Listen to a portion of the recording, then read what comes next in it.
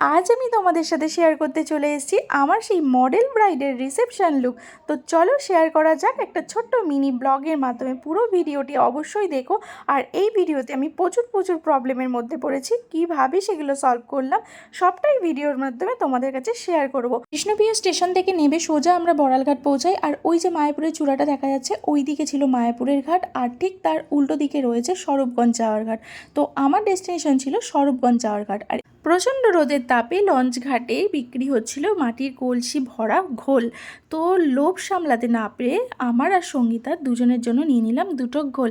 ঘোল খাওয়ার পরেই উঠে পড়লাম ট্রলারে। ট্রলারে ওঠা মাত্র প্রচুর রোদ্দুর ছিল, ওড়নাটাকে বের করে ভালো করে জড়িয়ে নিলাম দুজনে। তারপর ব্রাইডের লোকেশনে পৌঁছলাম। ব্রাইড বলল এইখানে আমি সাজবো না, আমি অন্য আর একটা বাড়িতে সাজবো। সেই উদ্দেশ্যে ব্রাইডকে সাথে নিয়ে তার লোকেশনে পৌঁছালাম। সেখানে পৌঁছে তো একের পর এক সমস্যা। তো ফার্স্টেই যে ব্রাইড যে ট্রলিটা নিয়ে এসেছিল, সেই ট্রলিটার কিন্তু তালা আছে, চাবি খুঁজে পাওয়া যাচ্ছিল না। চাবিটা যে কোথায় রেখেছে সে ভুলে গেছে। অনেকবার অনেকজন ট্রাই করার পরেও লাস্টে ব্রাইডের কেউ একজন দেখে বললো এই চাবি নাকি পাওয়া যেতে পারে, সেটা নাকি তার শাশুড়ির হাতে কেউ না কেউ দেখেছে। অবশেষে চাবি পাওয়া গেল। তারপর তার ট্রলি খোলা হলো, তারপর শাড়ি পরালাম। তো বুঝতেই পারছো ট্রলির মধ্যেই সব ছিল। এখানে ব্রাইডকে ব্যালকনিতে নিয়ে চলে এসে একটা বিফোর ভিডিও নিয়ে নিয়েছিলাম, যেটা তোমাদের সাথে পরবর্তী ভিডিওতে শেয়ার করব। তো আফটারের লুক দেখার জন্য সবাই একটু ভিডিওটা দেখো। এখানে অনেক পরিস্থিতিতে মানে চেষ্টা করে তো ব্রাইডকে অবশেষে আমি লেন্স পরালাম। প্রচুর কিন্তু টাফ ছিল এই লেন্স পরানোটা, খুব প্রবলেম হচ্ছিল। যাই হোক, এখানে ব্রাইডের একটাই ডিম্যান্ড ছিল যেন তার স্কিন টোনে তাকে মেকআপটা দেওয়া হয় এবং ব্রাইট থাকে।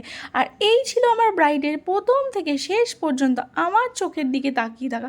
একে তো দুটো চোখ আমি অন্ধ হয়ে যাচ্ছি, কানা হয়ে যাচ্ছি, তারপরেও যদি এরকমভাবে আমার দিকে কন্টিনিউ তাকিয়ে থাকে, তোমরা বুঝতেই পারছো এটা তো আমার নিজের একটা লজ্জাও লাগছিলো আর খুব মানে হাসিও পাচ্ছিলো। এখনও ভয়েস ওভার দিতে গিয়ে আমার সেই সিচুয়েশানের কথা মনে পড়ে যাচ্ছে। বুঝতেই পারছো আমার ব্রাইড কতটা মানে কি বলবো একটা মজার মানুষ। তো ফার্স্টে যতক্ষণ আমি তাকে চোখটা বন্ধ করে রাখতে বলেছি সে ততক্ষণ চোখটা বন্ধ রেখেছিল, আবার দেখো তাকাচ্ছে। তো আমি যখন ওপরের দিকে তাকাতে বলছি সে কন্টিনিউ আমার দিকেই তাকাচ্ছে। কি করবো বলো, কি আছে চোখের মধ্যে আমি তো জানি না। সে আর কন্টিনিউ দেখছে, হয়তো কিছু দেখতে পেয়েছে তাই জন্যই দেখছে। যাই হোক, আমার ব্রাইড কিন্তু খুব মিষ্টি ছিল। আর এখানে তোমরা দেখো মাঝে গিয়ে কারেন্ট চলে গেছে। তোমরা জানো যারা মানে সেই সময় ছিলে আমার লাইভে। আর এখানে প্রচণ্ড হারে আমি যে বাড়িতে গিয়েছিলাম বারবার কারেন্ট চলে যাচ্ছিলো। তখন তো মনে হচ্ছিলো আমি একটা ভুতুরে বাড়িতে সাজাচ্ছি। ওই বাড়িটাতে কিন্তু অন্য সময় কেউ থাকে না, প্রচুর ঝড় বৃষ্টি। এই দেখেছো ব্রাইড আবার সেই টেরা চোখে আমার দিকে তাকাচ্ছে। যাই হোক, অবশেষে পুরো কমপ্লিট হলো। সেই ঝড় বৃষ্টি তো হচ্ছেই, পুরোটা শেয়ার করব তোমাদের সাথে। ভিডিওটা কন্টিনিউ করো। এখানে একজন এসেছিলো ব্রাইডের কেউ হবে শাশুড়ির মানে সম্পর্কে। তো সে তো বললো খুব মিষ্টি লাগছে। আর আমার ব্রাইডকে মডেল ব্রাইড কেন বলবো না, আমি কোনো তাকে পোজ বলেই দিয়েছিলাম। অবশ্য আমি তো পোজ সেভাবে জানিও না, তবে ব্রাইড কিন্তু আমাকে মানে কি বলবো এই যে রিসেপশানের দিনকে যে পোজগুলো দিচ্ছে ওর থেকেও বেটার পোজ দিয়েছিল সে আমাকে ব্রাইডের দিনকে। কারণ রিসেপশানের দিনকে এত বৃষ্টি হচ্ছিল যে সে ভুলে যাচ্ছিলো যে মানে কি বলবো তার একটা স্পেশাল দিন, আর আমি কিভাবে বাড়ি ফিরবো সেটা নিয়েও কিন্তু ব্রাইড প্রচুর কনফিউজ ছিল।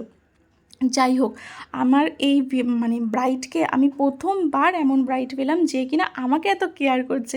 দেখেছো কীভাবে জড়িয়ে ধরছে, আমি তার চুলটা ঠিক করছি সে এরকম করছে। এত সুন্দর একটা মিশুকে মেয়েকে পেয়ে সত্যি আমার খুব সুন্দর লেগেছে। আর বলছে যে তুমি দিদি আবার কবে আসবে বলো। তো যাই হোক, খুব মিষ্টি সম্পর্কের একটা মানুষ, মানে খুব মিষ্টি সম্পর্ক তৈরি হয়ে গেছিলো। আর তারপর যখন আমরা বেরিয়ে পড়লাম, দেখো লঞ্চ ঘাটে আসার পর এত সুন্দর ওয়েদার, ঝড়টা জাস্ট থেমেছে, তাহলে বুঝতেই পারছো তোমরা ওয়েদারটা কেমন হতে পারে। ওপারে বড়ালঘাটে ওয়েট করছিল আমার হাজব্যান্ড, তো তার হাতে ছিল বিভিন্ন ধরনের চপ। আর এই মরশুমের চপ খেতে তো দারুণ লাগে। আমরা বিষ্ণুপ্রিয়া স্টেশনে চপ খাচ্ছিলাম, হঠাৎ ট্রেন ঢুকে পড়ে। আর ট্রেনে উঠে আমরা যখন জিরাট স্টেশনে নামি সেখানে তো মুষলধারে বৃষ্টি হয়েছিল আর ওয়েদারটা জাস্ট দারুণ ছিল। বৃষ্টির সময় আমি আমার বাবাকে বলি বেশ কিছু ছাতা নিয়ে আসো, সে 3-4টে ছাতা নিয়ে আমার বাবা আসে স্টেশনে। আর ট্রেন থেকে নেমে যখন আমরা হাঁটি তখন এই পরিস্থিতি ছিল। যাই হোক, পুরো ভিডিওটা ভালো লাগলে অবশ্যই লাইক কমেন্ট শেয়ার করে দিও। টাটা সকলকে, খুব ভালো থেকো, বাই।